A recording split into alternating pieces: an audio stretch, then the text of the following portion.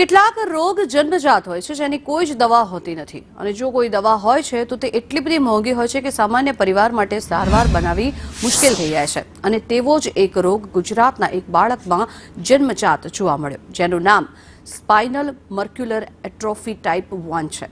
આ નામની બીમારીનું પ્રથમ વખત ગુજરાતમાં એક બાળકને ઇન્જેક્શન આપીને તેનો જીવ બચાવવામાં આવ્યો છે। આ ઇન્જેક્શન અન્ય દેશમાંથી ઇમ્પોર્ટ કરવામાં આવ્યું। જો આ ઇન્ફેક્શનની વાત કરીએ તો તેની કિંમત કરોડો રૂપિયા છે। આ જે બાળકને આપણે ઇન્જેક્શન આપ્યું એ બીમારીનું નામ છે સ્પાઇનલ મસ્ક્યુલર એટ્રોફી ટાઈપ 1 હતું એને, જે જન્મથી જ એનો બીજ રોપાયેલા હોય છે, મા બાપ કેરિયર હોય છે, મા બાપમાંથી આ બીમારી આવતી હોય છે અને એ 4 પ્રકારનો હોય છે, 0, 1, 2, 3, 4। 0 જે પહેલા મહિનામાં બાળક મૃત્યુ પામી શકે છે, ટાઈપ 1 જે આ બાળકને હતું, આપણે જે પેટ દર્દીને ઇન્જેક્શન આપ્યું એ જો આપણે ઇન્જેક્શન ના આપીએ તો એ 8 થી 10 મહિનામાં બાળક ગુજરી જાય છે। અને બીજા જે સ્ટેજ છે એમાં પણ બહુ ખરાબ હાલત હોય છે, બાળક ચાલી ન શકે, બેસી ન શકે।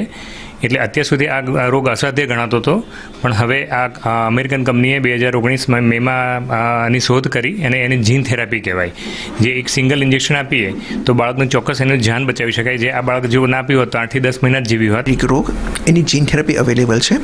આનો કેરિયર રેટ એટલે કે માતા પિતામાં કેરિયર હોય એ જેમાં એમને રોગ ના પણ કેરિયર હોય એવું 40 વ્યક્તિ તો કેરિયર છે જ, અને લગભગ 6-7 હજાર એક બાળકને આ રોગ છે, પણ એના અલગ અલગ ટાઈપ હોય।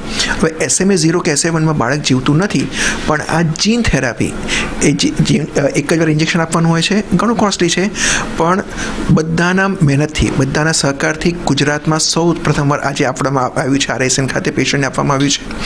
અને એમાં બધાનો એટલે મા બાપ, કુટુંબ, સમાજ, મેડિકલ ટીમ, SMA ક્લિનિક, જે અમે બધા ડૉક્ટર્સ ભેગા થઈને આવા બાળકોને, ગુજરાતના બાળકોને કઈ રીતે હેલ્પફુલ થાય એમની મદદથી, અને ખાસ કરીને આભાર ગુજરાત સરકાર અને કેન્દ્ર સરકારનો કે જેમણે આ ઘણું મોંઘું ઇન્જેક્શન છે એની પરની ટેક્સ, ડ્યુટી જે પણ હોય બધું જ માફ કરી અને પેશન્ટની જેટલું હેલ્પફુલ થાય એ પ્રયત્ન કર્યો છે।